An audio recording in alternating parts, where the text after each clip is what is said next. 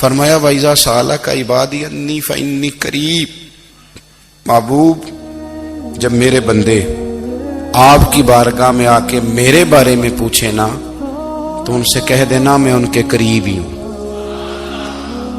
قریب ہی ہوں۔ دلیل کیا ہے؟ یہ جب بھی مجھ سے دعا مانگیں گے میں ان کی دعاؤں کو قبول فرماؤں گا، میں ان کے قریب ہوں، میں ان کے قریب ہوں۔ یہ جب بھی دعا مانگیں گے نا میں قبول کروں گا، میں ان کے قریب ہوں۔ اللہ تبارک و تعالیٰ کے بندے اللہ سے محبت کرتے، رب کی بارگاہ میں جھکتے، اس کو اپنے دکھ سناتے، اس کے پیارے محبوب صلی اللہ تعالی علیہ وسلم کا وسیلہ لے کے اس کے حضور حاضر ہو جاتے، پیشانیاں سجدوں سے روشن ہوتی۔ ہم نا ہر چیز کے لیے وقت نکالتے ہیں، ہر چیز کے لیے، لیکن عبادت کے لیے وقت نہیں نکالتے۔ ہر شے آباد ہے، ہر شے، ہماری فیس بک بھی آباد ہے، واٹس ایپ بھی آباد ہے، ہمارے ٹویٹر بھی آباد ہیں، ہماری ہر چیز آباد ہے۔ سب سے کم آباد ہمارا مصلی رہ گیا ہے، سب سے کم۔ وہ لوگ اب ڈھونڈنے سے ملتے ہیں جن کی بغل میں مصلی ہوتا تھا۔ میرے بھائی آپ کتنا کو دنیا کے پیچھے بھاگو گے تھکا دے گی، کتنا دولت کے پیچھے بھاگو گے تھکا دے گی۔ آپ جب اپنی زندگی میں جمع تفریق کرو گے نا تو مرتے وقت احساس ہوگا کہ سارا کچھ تو لوگوں کے لیے کیا، اپنے لیے تو کاری کچھ نہیں سکے۔ اور ہم عبادت کے معاملے میں بہانے بازی بھی کرتے ہیں۔ ہم کہتے ہیں اوہو رزق کمانا بھی تو عبادت ہی ہے نا، تو میں حلال روزی کے لیے جا رہا ہوں، یہ بھی تو عبادت ہے نا۔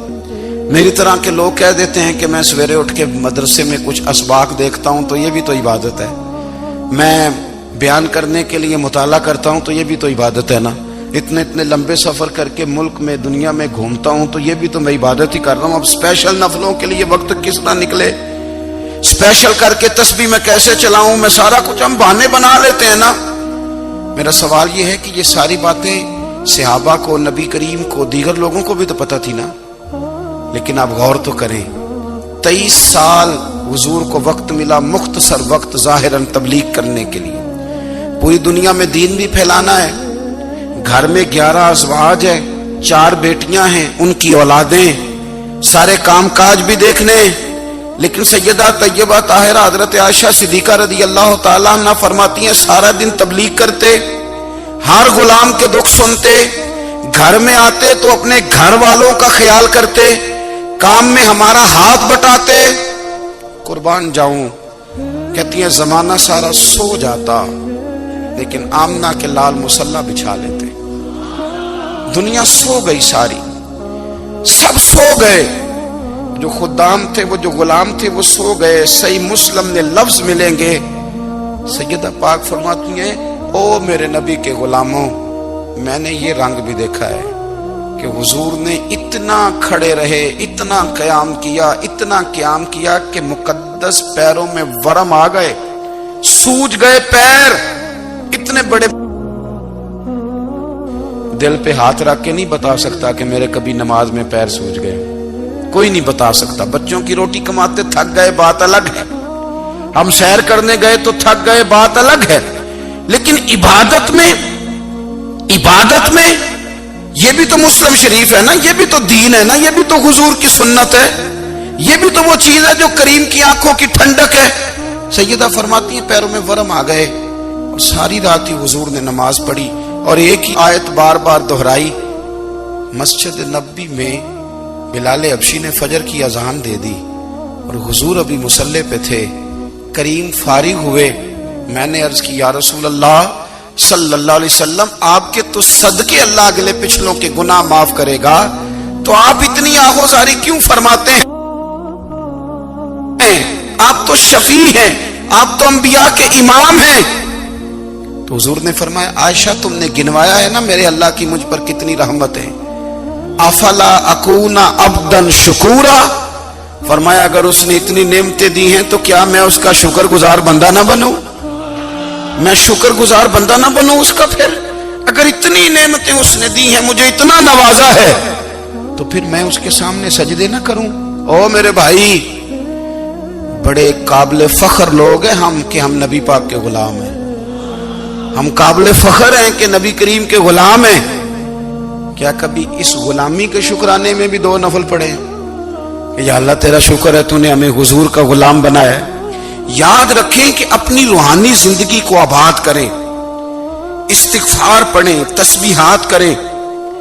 حضرت عبداللہ ابن عمر رضی اللہ تعالیٰ عنہ حضرت عمر کے صاحبزادے، مکہ مکرمہ میں ان کی قبر ہے۔ میں نے جب انہیں پڑھا تو مجھے ان سے بڑا پیار ہو گیا،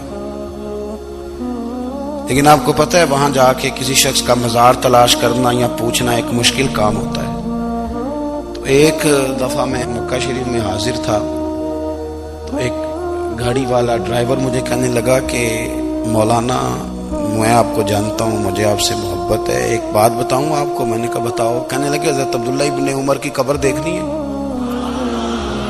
میں نے کہا یہ تو نہیں کہہ رہا، یہ کسی نے بندوبست کرایا ہے، یہ اللہ نے تیرے دل میں بات ڈالی ہے، یہ ہو گیا تو لے چل مجھے۔ حضرت عبداللہ ابن عمر کو نبی پاک نے فرمایا تھا راجل صالح، یہ نیک بندہ ہے، یہ متقی آدمی۔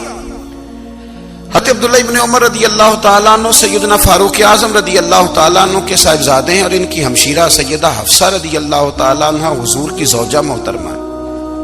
ایک دن اپنی ہمشیرہ سے کہنے لگے کہ نبی کریم صلی اللہ تعالیٰ علیہ وسلم گھر میں آئے نا، اور اگر حضور غم امت میں پریشان نہ ہوں، طبیعت کو حشاش بشاش دیکھو تو ذرا پوچھنا تو صحیح حضور کا میرے بارے میں کیا خیال ہے، پوچھنا تو صحیح کہ کریم کی بارگاہ میں میرا کیا مقام ہے، میرے بارے میں حضور کیا فرماتے ہیں۔ اب بہن کو کام بتائے اور بتائے بھی بھائی، اور کوئی بہن وہ کام نہ کرے، یہ تاریخ میں ہوتا نہیں۔ حضرت عمر فاروق رضی اللہ تعالیٰ عنہ کی صاحبزادی ام المومنین رضی اللہ تعالیٰ عنہ فرماتی ہیں کہ میں تو بس منتظر تھی، انہوں نے تو کہا تھا نا کہ اگر تم حشاش بشاش دیکھو تو بات کرنا، لیکن حضور تشریف لائے، میری باری تھی، میرے گھر تشریف لائے، کھانا پیش کیا تو فوراً میں نے عرض کی حضور ایک بات پوچھنی تھی۔ تو حضور نے فرمایا پوچھئے۔ میں نے عرض کی حضور میرے بھائی عبداللہ ابن عمر کے بارے میں آپ کا کیا خیال ہے؟ نوجوانوں میری بات پہ غور کرنا، میرے بھائی کے بارے میں آپ کا کیا خیال ہے؟ تو نبی کریم صلی اللہ تعالیٰ علیہ وآلہ وسلم نے میری طرف دیکھا اور پھر حضور زیر لب تھوڑا مسکرائے، اور بریلی کے امام کہتے ہیں کہ حضور مسکرا دیتے تھے نا تو جو بڑا دکھی ہوتا تھا وہ بھی ہنس پڑتا تھا۔ اب سوال پیدا ہوتا تھا کہ پھر تو اس مسکراہٹ کے لیے انتظار کرنا پڑتا ہوگا کئی مہینے کہ حضور مسکرائیں تو رونے والے ہنسیں، تو اعلیٰ حضرت فرماتے نہیں، انتظار نہیں کرنا پڑتا، یہ مسکراتے رہنا تو حضور کی عادت ہے۔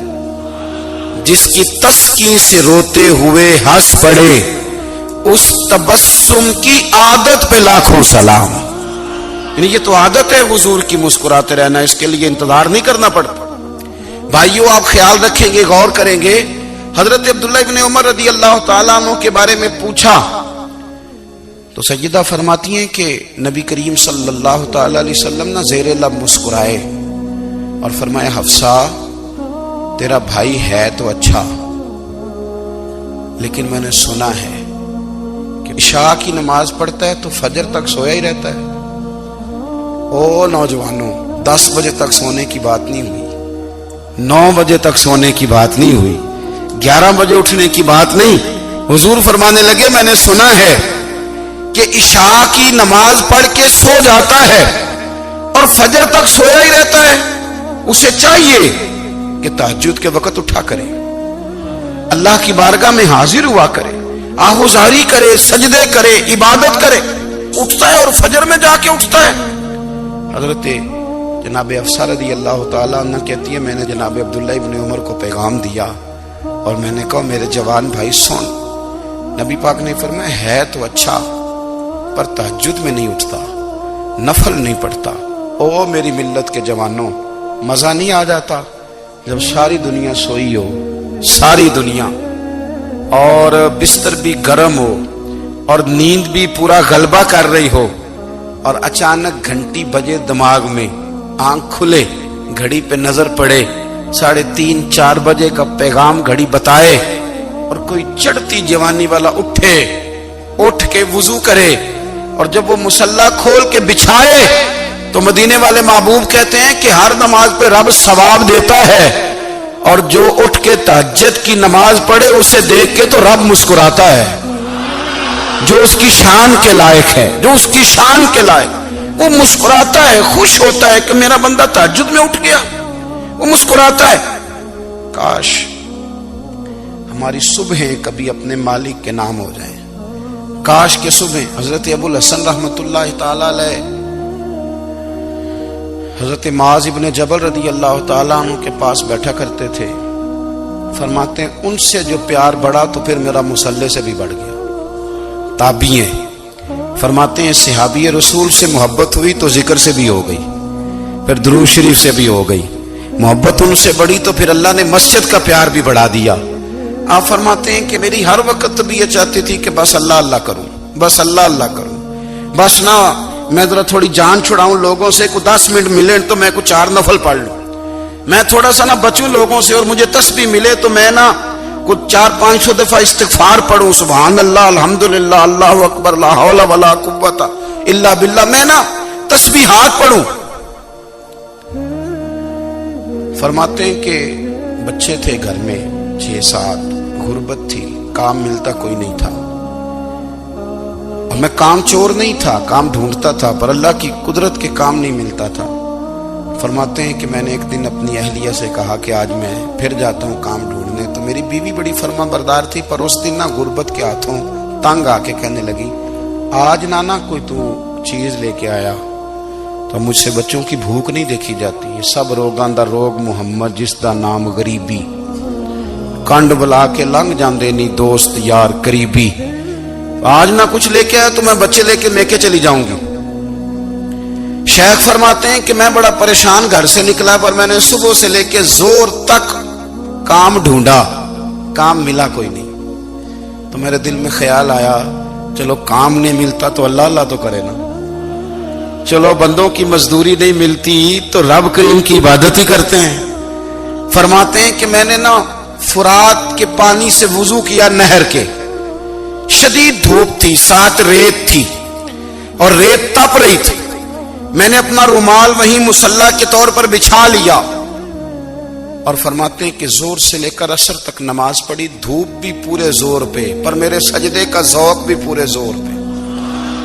فرماتے ہیں سورج بھی چمک رہا ہے اور رب کی عبادت کا ذوق بھی پورے زور پہ، میں سجدہ کروں تو پھر میرا اٹھانے کو جی نہ چاہے۔ میرے استاد لکھا کرتے تھے، یہ ان کا شعر ہے، وہ کہا کرتے تھے مجھے سوز دے، مجھے ساز دے، اور مجھے نیم شب کا نیاز دے، دم سجدہ خود کو میں توڑ دوں، مجھے ایسا ذوق نماز دے، اور میں تیری بہار کا پھول ہوں، میں کھلا بھی ہوں تو تیرے لیے، مجھے میری شاخ سے توڑ لے، مجھے اپنی زلف کا ناز دے۔ بھائی فرماتے ہیں کہ عصر تک میں نے نفل پڑھے، دل ڈھلنے لگا، عصر کی نماز پڑھی اور میں وہاں سے چلا۔ اب میں جب نکلنے لگا تو دل میں خیال آیا کہ چھوٹی چھوٹی دیواریں ہیں گھر کی، بغیر کچھ لیے جاؤں گا تو بیوی دور سے دیکھے گی تو شور کرے گی کہ پھر خالی ہاتھ آ گیا ہے۔ کہتے میں نے اپنے اسی رومال میں جس پہ میں نے نماز پڑھی تھی نا، رومال میں کی آخی دے پنجابی جو صافہ کہتے ہیں، اسی میں نا میں نے کچھ ریت بھر لی کہ وہ دور سے دیکھے گی تو سمجھے گی کچھ لے کے آیا ہے، چلو جا کے اسے بتا دوں گا کہ آج پھر مزدوری نہیں ملی۔ کہتے ہیں وہ ریت لے کر جب میں گھر میں گیا تو پہلے بیوی دروازے پہ کھڑی ہوتی تھی، پوچھتی تھی خالی ہاتھ آ گئے ہو؟ آج میں نے دیکھا تو ہے ہی کوئی نہیں۔ فرماتے ہیں میں اندر داخل ہوا، سلام لیے، کونے میں میں نے وہ رومال رکھ دیا اور میں نے آواز دی کہ بھلی مانس کہاں ہو؟ تو وہ کہنے لگی آپ منہ ہاتھ دھو لیں، میں روٹی لے کے آئی۔ میں نے کہا روٹی کہاں سے آ گئی؟ یہاں تو کئی دنوں کے فاقے، تو کئی دنوں کی غربت ہے، یہاں تو اس گھر میں تو فقیری ہے۔ فرماتے ہیں کہ وہ روٹی لے کے آئی اور اس وقت کی جو موجودہ نعمتیں تھیں، سمجھ لیں سلاد، اچار، ہر چیز ساتھ لائی۔ میں نے کہا کہ بچے کہاں گئے؟ کہنے لگی وہ کھانا کھا کے کھیلنے گئے، آپ کھانا کھا لیں آ جاتے۔ کھانا اس نے چن دیا۔ میں نے حیرت انگیز لہجے میں ساری نعمتیں اپنے دسترخوان پہ دیکھ کر کے بیوی سے پوچھا یہ کہاں سے آیا کھانا؟ بچوں کو تو نے کہاں سے کھانا کھلایا؟ یہ سارا کچھ کیسا ہے؟ کہنے لگی پتہ نہیں آج آپ کس کریم کی مزدوری کرنے چلے گئے تھے۔ پتہ نہیں کس کریم کی میرے گھر میں تو اتنی نعمتیں آئی ہیں کہ مجھ سے سنبھالی نہیں جا رہی، اتنا اناج ہے، اتنا گندم ہے، کس کریم کے دروازے آج چلے گئے تھے؟ یہ کہتے کہتے وہ اٹھی اور اٹھ کر کے کہنے لگی پہلے بڑا کچھ آیا تھا، اب کیا لے آئے ہو؟ اور جا کر کے نا اس نے وہ ریت والا رومال کھولا، کہنے لگے میں تو لے کے آیا تھا ریت، تو میرے رب نے اسے بھی سونے اور ہیرے بنا دیا تھا۔ جب آپ کی توجہ اللہ کی جانب، میرے نبی پاک صلی اللہ تعالی علیہ وسلم نے فرمایا ہر چیز اپنے رب سے مانگ، ہر چیز مانگ، ہر چیز مانگ۔ یا رسول اللہ کیا کچھ؟ میرے محبوب نے فرمایا تیرے گھر میں نمک بھی ختم ہو جائے تو وہ بھی اپنے رب سے مانگا کر، تو مانگنا وہ تجھے دے گا، تو اس کی بارگاہ میں کشکول طلب دراز تو کرنا۔ اور ترمذی شریف میں عجیب لفظ ہے، رسول کائنات نے فرمایا، رب کریم فرماتا ہے جب میرا بندہ ہاتھ اٹھاتا ہے نا تو مجھے حیا آتی ہے کہ میں خالی کیسے لوٹا دوں اس کے۔ اتنے بڑے بادشاہ کی بارگاہ میں دعا کی بڑی طاقت ہے۔ میرے نبی پاک نے فرمایا دعا مومن کا ہتھیار ہے، دعا مومن کا، دعا مومن کا۔ حضور نے فرمایا تقدیر کو سوائے دعا کے کوئی چیز نہیں بدل سکتی، دعا مومن کا ہتھیار ہے، یہ کافر کے پاس کوئی نہیں، یہ ہتھیار ہے مومن کا۔ اللہ کرے آپ کو سمجھ آئے، پھر سنیں، کئی بار کہہ چکا ہوں یہ ہتھیار ہے۔ کافر کے مقابلے میں جو تیرے پاس سب سے بڑا ہتھیار ہے وہ دعا ہے۔ دعائیں کرانی چھوڑ دی، کرنی چھوڑ دی، لینی چھوڑ دی۔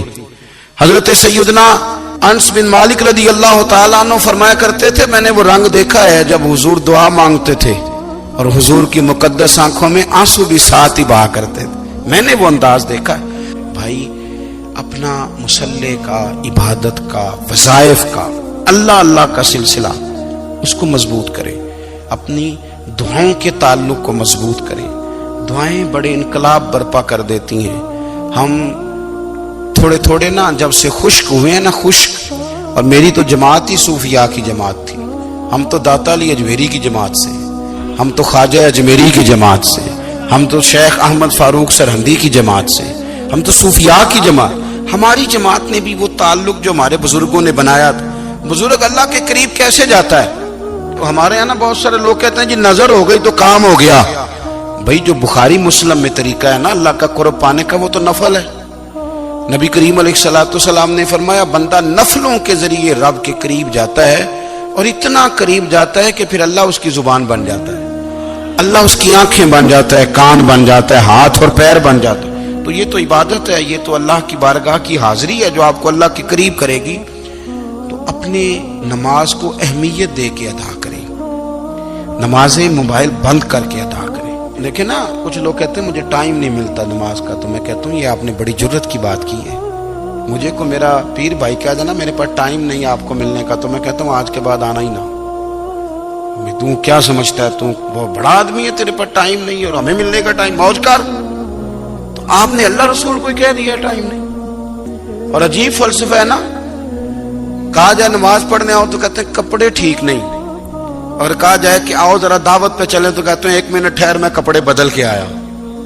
نماز کے لیے کہا تو کہتے ٹھیک نہیں، دعوت کے لیے کہا تو کہتے میں ذرا تیاری کر لوں، یوں جانا مناسب نہیں۔ یہ معاملہ ٹھیک نہیں۔ رب تو فرماتا ہے کہ جب تو مسجد میں آ تو زینت اختیار کر کے آ، خوب ذوق سے دعا مانگے، خوب شوق سے نماز پڑھیں، خوب استغفار کا مزاج بنائیں۔ آپ لوگوں کے بیچ رہ کے سکھ حاصل کرنا چاہتے ہیں، لیکن آپ کو پتہ ہے کئی مہینے غار حرا میں رہنا بھی مدینے والے محبوب کا طریقہ ہے۔ ہر سال اعتکاف بیٹھنا الگ سے، یہ بھی حضور کا طریقہ ہے۔ مسجد نبوی کے اندر دروازہ کھلتا تھا نبی کریم کا، پر گھر کے اندر نفل پڑھے نبی پاک، اور حضور فرماتے ہیں کچھ نفل نماز گھر میں بھی پڑھا کرو، گھر کو قبرستان نہ بناؤ۔ ہمارا گھر اللہ کے ذکر سے آباد ہوگا۔ اگر ہم نماز پڑھیں گے نا، میں جب سنت پڑھنے کے لیے گھر میں کھڑا ہوتا ہوں تو میرا جو 2.5-3 سال کا بیٹا ہے نا، وہ بھی میرے ساتھ نماز پڑھنی شروع کر دے۔ اسے پتہ کوئی نہیں نماز کیا ہوتی ہے، لیکن وہ بھی نا سجدہ نہ بھی کرنا ہے تو ساتھ لیٹ ضرور جاتا ہے۔ پتہ چلا بچے لیکچر دینے سے نماز نہیں پڑھتے، نماز شروع کر دیں تو بچے بھی شروع کر دیتے ہیں۔ ہم جب پریشان ہوتے ہیں تو لیکچر دیتے ہیں، تو لیکچر تو باہر شاید چل جائے، گھر میں کیسے چلے گا؟ گھر میں تو عمل چلے گا۔ تو میرے عزیز، آج کے اس روحانی اجتماع میں ہمارے دوستوں نے جو محنت کی، ہم نے بار بار اپنی نیت سے پوچھا، خدا ہمیں معاف کرے اگر کوئی ذاتی شہرت ہے، کوئی ہمارے ذاتی مفادات ہے، رب ہمیں ہدایت دے۔ ہماری یہ خواہش تھی کہ روحانی اجتماع ہمیں تھوڑا سا اللہ اور اس کے رسول کے جانب مائل کرے، کچھ ہمارا رشتہ مصلی کے ساتھ مضبوط